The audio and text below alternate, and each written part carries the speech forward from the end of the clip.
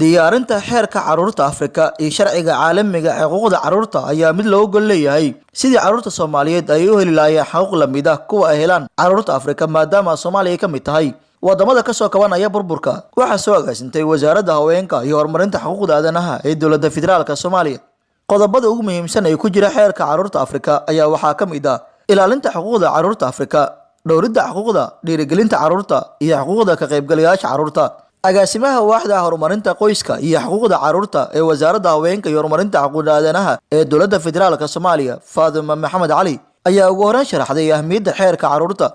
xeerka carruurta Afrika waa xeer ilaaliya xuquuqda carruurta Afrika guud ahaan waxaana la sameeyay 1990kii dowladda Soomaaliya waxay ka mid ahayd dowladihii ku howlanaa sameynta xeerkan. waxaa kale oo aan ku howlanahay oon bilownay sanadkan sameynta xeerka carruurta Soomaaliyeed oo socda haddana waxa aan rabnaa inaan hawsheeda bilowno saan uga mid noqon lahayn xeerka carruurta Afrika. agaasimaha guud ee wasaaradda haweenka iyo horumarinta xuquuqda aadanaha ee dowladda federaalka Soomaaliya Deeq Suleymaan Yuusuf oo daafuray kulanka ayaa sheegay in muhiim ay tahay ka wada shaqeynta sidii carruurta Soomaaliyeed ay u heli lahaayeen xuquuqdooda. dowladdu markay saxiixday 2015kii waxaa waajib ku ah muddo 2 sano gudaheeda inay diyaariso warbixin hordhaca.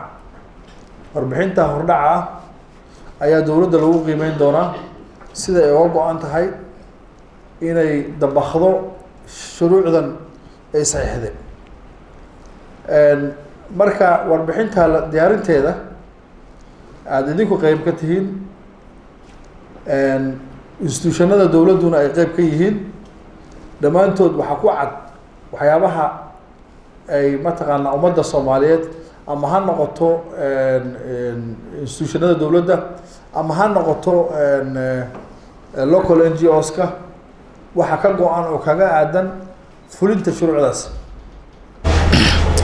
xeerka xuquuqda carruurta Afrika waxaa la aasaasay sanadkii 1990kii ayadoo midowga Afrika iyo 47 xubnood oo ka socday dowladaha midowga Afrika ku bahoobay ayay wixii si ansixiyeen sanadkii 1999kii. dowladda federaalka Soomaaliya waxay dadaal xooggan ku bixinaysaa sidii xuquuqda carruurta Soomaaliyeed ay u heli lahaayeen si la mid ah carruurta Afrika. Cabdullaahi Axmed Kulmiye, warbaahinta qaranka Soomaaliyeed, Muqdisho.